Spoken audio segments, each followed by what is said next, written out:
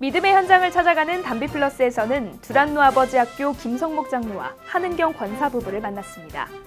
두란노 학교는 하나님의 사랑으로 행복한 가정을 만들어가는 국제기관으로 자리매김했습니다. 부모의 성경적 삶이 자녀들을 올바른 크리스천으로 양육한다는 김 장로 부부의 가족 사랑 이야기를 들어보겠습니다. 아버지 학교는 아버지가 바로 서야 가정이 바로 서고 나아가 사회가 바로 설 수 있다는 아버지 회복운동입니다. 지혜로운 아내와 온유한 어머니의 역할로 행복한 가정을 이뤄가는 것이 어머니 학교의 핵심 가치입니다. 전 세계에서 활동하는 두란노 학교를 통해 하나님의 꿈을 이뤄가는 김성묵, 한은경 부부를 만나보겠습니다.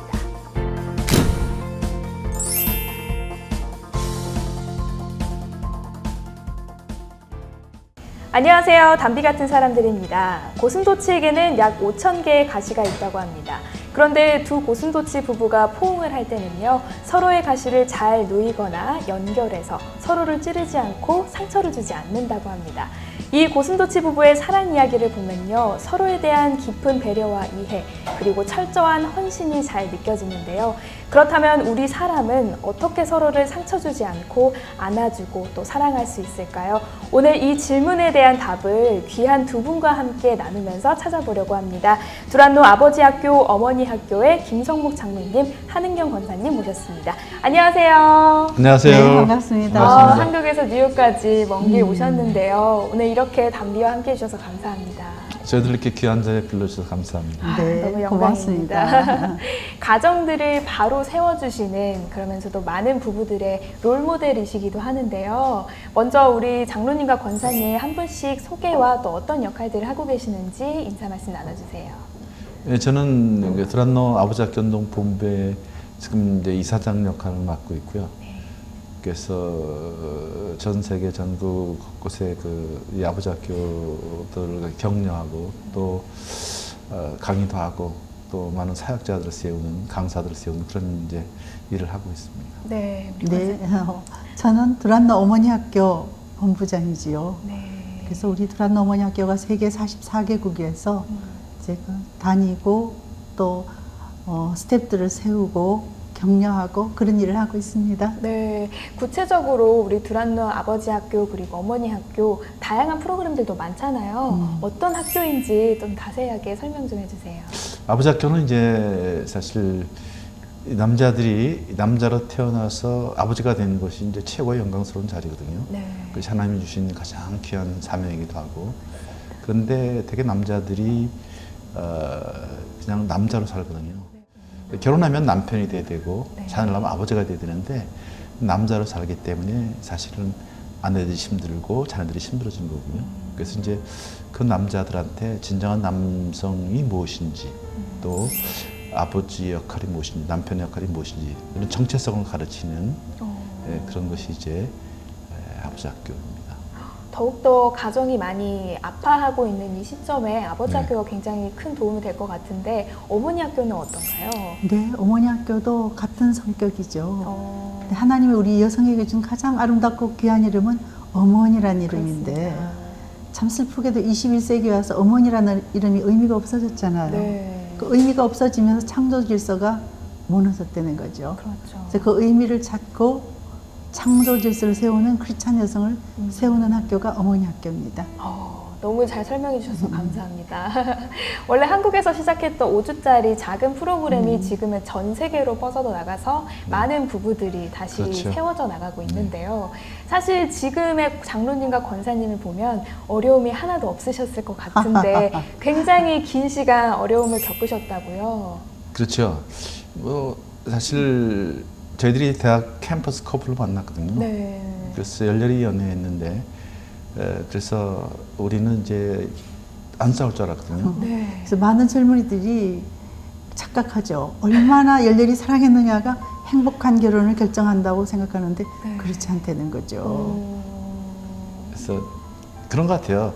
이 크리스천 가정들도 되게 여성들이 신앙이 좋거든요. 네. 그래서 이제 우리 아버지 학교에서는 가끔 제가 그런 말을 합니다. 네. 어머니가 은혜를 받으면 가정의 영적 전쟁이 시작이 되고, 아버지가 은혜를 받으면 가정에 평화가 온다. 아, 그래서 이제 아버지를 세우는 아버지 먼저 좀 이렇게 영적으로 깨어나는 것이 굉장히 소중하다.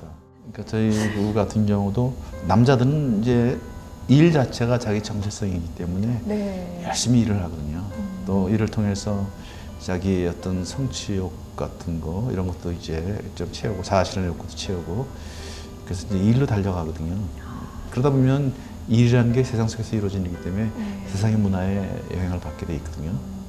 남보다 더 빨리 가야 되고 네. 그러니까 방향은 상관없고 속도를 추구하게 돼 있거든요. 이제 그런 가운데 많은 이제 시행착오도 일어나고 세상의 문화 속에 빠져들어가죠. 술, 뭐 담배, 뭐 심지어는 여자, 뭐 중독 다 이런 일이 벌어지거든요. 이제 그래서 흔들리기 시작하는 거죠. 너무나 많은 유혹들이 있어요.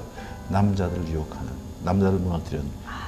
그래서 이제 저도 이제 그렇게 세상을 향해서 달려왔기 때문에 더군다나 갓난했기 때문에 남보다 빨리 앞서간다는 그런 이제 강박관념 같은 거.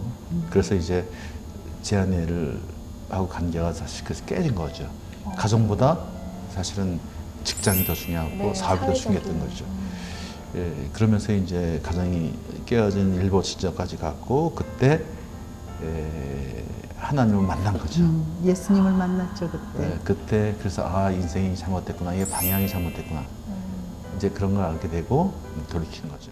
그러면요, 우리 권사님한테 제가 질문을 드리고 싶은데 캠퍼스 커플로 만나서 정말 서로를 잘 알고 있다라고 생각을 하고 열렬히 사랑해서 결혼을 하셨는데 굉장히 많은 싸움과 부딪힘이 있었고 심지어 어떤 상담센터에서 극약 처방으로 그만 가정을 네. 해라 이런 네. 이혼의 그런 얘기도 들었다고 하는데 어떻게 하나님께서 다시 뜨겁게 치유를 해주셨는지 그게 궁금해요. 그래서 이제 우리 김성묵 씨도 네. 예수님을 만났고 저도 예수님을 만났어요. 네. 그래서 예수님을 만났기 때문에 이제 갈등이 끝난 줄 알았죠. 네. 근데 그때부터 이제 다시 또 오히려 더 그동안은 얘기를 안 했으니까 이젠 제가 제 그동안 쌓였던 걸 막 얘기하기 시작하니까 네. 정말 더 힘들어졌어요. 그때는 벽을 쌓고 그냥 살았는데 그러면서 이제 우리가 목사님이 가정사역 프로그램을 만들어 달라 그러셔서 네. 가정사역 프로그램을 하면서 저는 우리 부부 갈등의 90%는 이쪽에 문제가 있다고 생각했어요. 그러면 제가 대학에서 역사를 전공했는데 네. 전공을 상담 심리학으로 하면서 와 저한테 심각한 문제가 있구나. 그러면서 그걸 심각한 문제가 있구나 하고 머리로 알면서도 계속 끊임없이 갈등하고 또 정반합해서 하나 되기도 하고 다시 흩어지기도 하고 부부가 그런 것 같아요. 완전히 뭐 어떤 데는 하나 된 듯한 느낌이 들다가 어떤 데는 또 당신은 내 편이 아니야 이런 느낌이 들기도 하고 사실 모든 관계와 소통의 모범은 우리 예수님이시잖아요. 그렇죠. 그래서 정말 말씀을 깊이 만나는 게 가장 중요한 것 같아요. 주님의 가정, 성경적인 가정을 세우기 위해서는 각자의 역할이 좀 있을 것 같아요. 구체적으로 어떻게 좀 변화가 돼야 되고 역할을 가져야 되는지 여쭙고 싶습니다. 그래서 가정에는 체계가 있잖아요. 네. 부모 체계가 있고 부부 체계가 있고 자녀 체계가 있는데 거기에 핵심이 되는 체계는 기독교적으로는 부부가 중심이 되는 건 부부가 다 중심이 되는 건 다 알고 계시잖아요. 네. 그렇죠? 남자가 부모를 떠나 아내와 연합하여 한 몸을 이룰지라 네.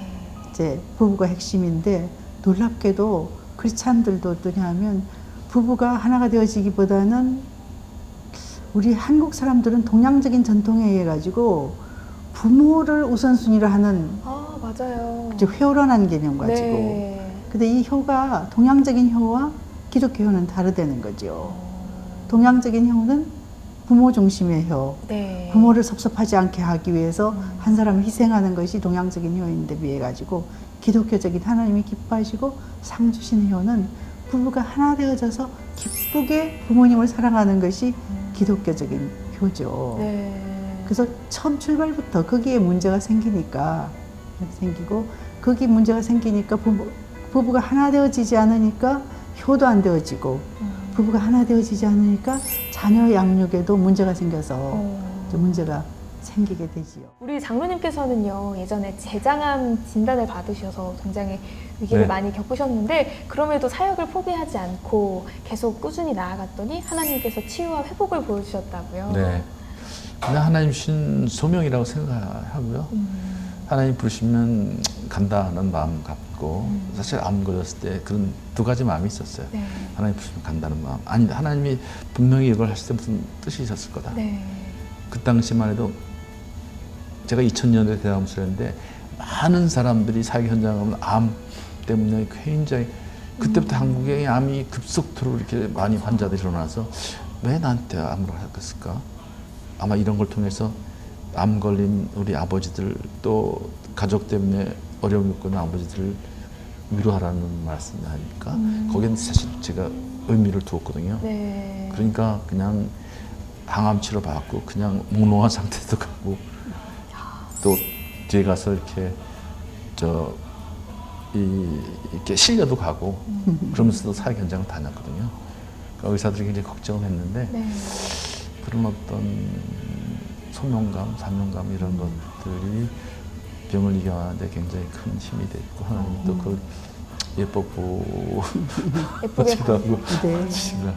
이제 앞으로 장로님과 권사님의 꿈은 무엇인지 궁금한데요. 함께 중보할 기도 제목도 나눠주시면 감사하겠습니다. 이제 저희는 이제 나이가 있어서 네. 이제 언제 은퇴할지 모르죠. 모르는데 저는 이 사역은 예수님 오실 때까지 해야 되는 사역이라고 생각해요. 네. 그래서 우리 뒤를 이어서 갈 사람들을 잘 양육할 수 있게 그게 저희 기도 제목이죠. 우리 장로님께서는 저는 아버지학교 운동이 이제 이게 사실은 전 세계 지금 68개국으로 확산되어 가고 있는데 그렇죠. 굉장히 선교 현장에서 굉장히 많은 사람들이 환영을 하고 있거든요. 네. 그래서 이제 아버지학교가 정말 앞으로 더 집중해야 할 일은 이 수평 선교를 돕는 일도 하지만 이 수직 선교를 회복시키는 아버지가 만난 하나님을 아들, 딸들에게 경험시키는 지금 한국 사회의 가장 큰 문제는 세대와 세대가 지금 갈등하고 있다. 그렇죠. 미국도 마찬가지. 이게 말라기서에 나오는 가장 무서운 저주거든요. 네. 아버지의 마음을 자녀에게 돌이켜라. 자녀의 마음을 아버지에게 돌이켜. 그처럼 내가 무서운 저주로 너를 친다. 근데 지금 시대가 그렇게 가고 있거든요. 예, 그 사역을 진짜 우리가 해야 될 때가 오지 않았나. 이제 마지막으로 질문을 드릴 텐데요. 우리 장로님과 권사님이 가장 좋아하시는 성경 말씀 혹은 찬양이 있다면 어떤 건지 소개해 주세요. 장로님 먼저 하셔요. 장로님부터. 저는 요즘에 그 제일 많이 묵상하는 성경 구절이 그 마태복음 7장 12절 보시든지 대접받고 준 대로 대접하라. 이것이 율법이요 선제의 강령이다. 그걸 황금률이라고 그러잖아요. 우리 권사님은 어떠세요? 네, 저는 좋아하는 찬양이 지금까지 지내온 것 중에 크신 은혜라. 좀 돌아보면 저희 정말 자격 없는 사람들이에요. 지금까지 은혜로 여기까지.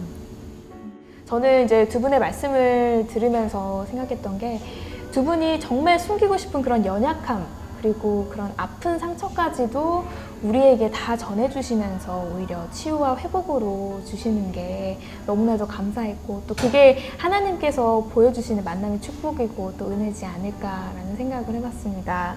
정말 우리 이제 오늘 만남이 끝나고 나서 저는 저희 부모님한테 좀 전화를 드리려고요. 사랑합니다. 말 한마디라도 더 하고 이런 감사함을 표현을 해봐야 될 것 같습니다. 오늘 귀한 시간 만들어주셔서 감사하고요. 오늘 주신 말씀을 푹 붙잡고 더 나아가고 도전하도록 하겠습니다. 네. 감사합니다. 네, 고맙습니다. 감사합니다.